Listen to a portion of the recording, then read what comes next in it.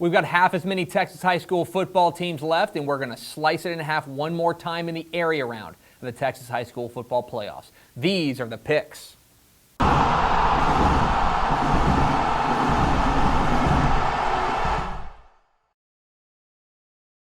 Welcome into the picks presented by Visit Arlington, your guide to the Texas high school football weekend. My name is Greg Tepper of Dave Campbell's Texas Football and TexasFootball.com. Thank you so much for tuning in, and we have cut the field in half, down from 704 teams to 352, so you can't complain about too many teams being in the playoffs anymore. In fact, you shouldn't have been before. We had 18 4 seeds knock off 1 seeds between 5A and 2A last week. It is absolute chaos already in the Texas high school football playoffs, and if you'll notice down below, I'm once again having the courage to pick all 176 Texas high school football games this weekend. I will get at least 2 of these right. That is a stone-cold guarantee. Lots of huge games all across the state. We start in the Rio Grande Valley.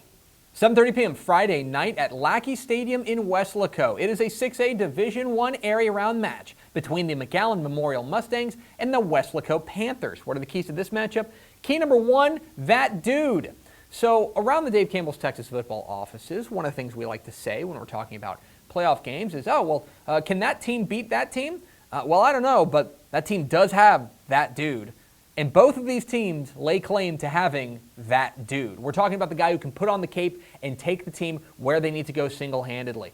For McAllen Memorial, it's running back Campbell Spates. The brother of legend Trevor Spates has been every bit as anticipated and as advertised. This guy has been a sensational running back for the Mustangs and is the bell cow of this McAllen Memorial offense that is humming right now. For Weslaco, it is quarterback Jacob Cavazos. And if you don't know his name, you should familiarize yourself right now. This senior dual threat has been outstanding all year long, and he is going to be a threat to go the distance with his arm or his legs every time he takes the snap. So, in a matchup with a ton of superstars, who shines brightest on the big stage? Key number 2, bend, don't break. That is the game plan for this McAllen Memorial defense. If you take a look at the numbers, they're not going to blow you away. This isn't a defense that absolutely shuts down every single offense that they see, but what they do is that they make plays at the key moments. They've got more than 25 sacks on the year, and defensive back Diego Villarreal already has 8 interceptions this year. This is a defense that will let you get some yards, but when it comes to crunch time, they come up with that big play.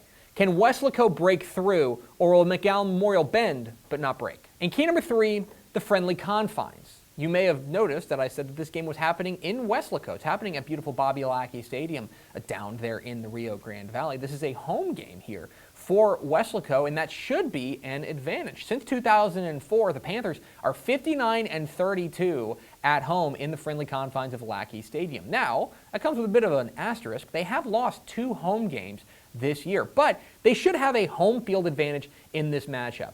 Does that matter in a playoff game? Who am I picking?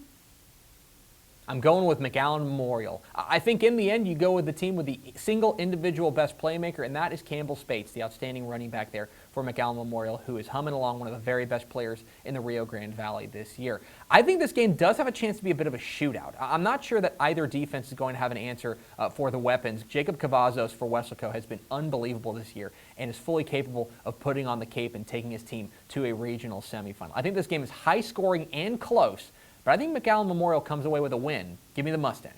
From the Valley to the Big Country, 6 p.m. Friday night at Shotwell Stadium in Abilene. It is a 5A Division I area-round matchup between the Colleyville Heritage Panthers and the Amarillo Golden Sandstorm. What are the keys to this matchup?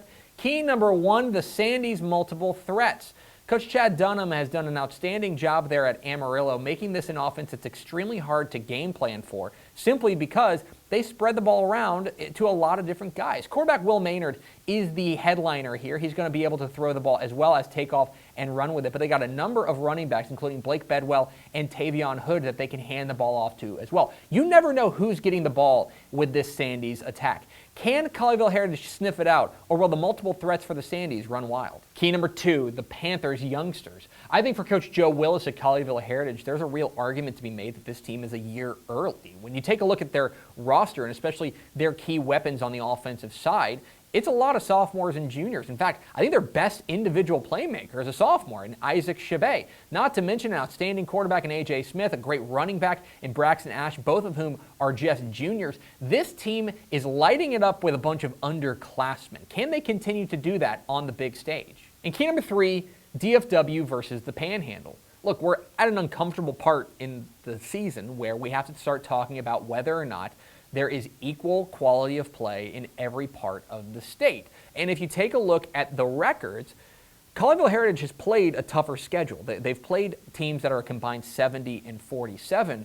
On the other side, for Amarillo, their opponents are just 57 and 61 on the year. Now, DFW has, of course, a lot of depth of talent, but I think the Panhandle is really underrated this year, and I think Amarillo has actually run through a much tougher schedule than that number would indicate. But here it is. When the Panhandle plays DFW, what happens? Who am I picking? I'm going with Colleyville Heritage. I think that in the end, the Heritage defense is playing their best football right now. Being battle-tested is also a big advantage for them. I think that there's a fair argument that Amarillo is going to be playing one of the very toughest teams that they have played all year here in this area round matchup. Now, Amarillo is absolutely capable of winning this game. I think Will Maynard is a superstar. I really do, and I think he's capable of taking over this game. I think this game figures to be close, but I think that the Heritage defense is the difference. Give me the Panthers. Let's go to 3A Division I, 7:30 p.m. Friday night at Mustang Stadium in Magnolia. The Diboll Lumberjacks take on the Cameron Yoe Yeomen in what is undisputedly the best mascot matchup of the area around. And not only that, but this is going to have a lot of impact on how the rest of the 3A Division I bracket shakes up. You know, Cameron Yoe is back. I said that a bunch of weeks ago, and I'll say it again. The Yeomen are absolutely back in the state championship conversation, thanks in large part to their quarterback, Braden Brashear. This is a team that has run through a very difficult district. They've walked a tough path, and they are here in the area round, going up against Diboll, one of the biggest surprises in the state this year, and a lot of it has to do with the size that they have. Herbert Gums is an absolute load of a running back. They're nearly pushing 300 pounds, not to mention De'Aris McMillan, their outstanding running back. This is a huge Diboll team going up against a Cameron Yoe team that's going to be smaller, but arguably faster in this game. What gives here? I think there's a fair argument that Diboll has not faced a passing offense quite like they're going to see from Cameron Yoe. That said, I think that the running game for Diboll is the difference. Give me the Lumberjacks. Let's bounce back up to 6A Division I, 8 o'clock Friday night at AT&T Stadium in Arlington as the Allen Eagles take on the Rockwall Yellow Jackets. And if you want to sound the upset alert, you can do it in this game. Look, Allen needs no introduction at this point. Quarterback Raylan Sharp, I think, is really starting to find his groove. They're running the ball well with Selden Manning. Beyond that, I think that their defense is playing pretty good as they have all year long.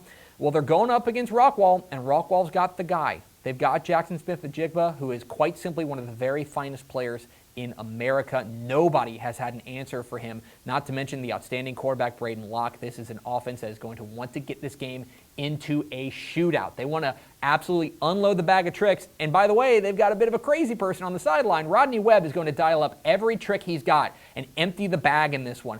Allen has to be ready for absolutely everything because Rockwall is going to want to turn this game into Crazy Town banana pants. But in the end, I think that Allen's pedigree is going to win out. I think they find a way to make those plays. This game is close and certainly on my upset watch, but I think Allen pulls out a win. From the largest classification to the smallest, let's go to 1A Division II, 7 o'clock Friday night in Garden City as Jayton takes on Grandfalls Royalty. If you like good six-man football, this is the game for you, and I think you can make a real argument that the winner of this game is the favorite to win the state championship. It is that big of a matchup. And if you like star power, this is the game for you. Ty Scoggin for Jayton has been sensational all year long, and Oscar Huertas for Grandfalls Royalty is going to make your jaw drop at least twice in this game. That is a guarantee.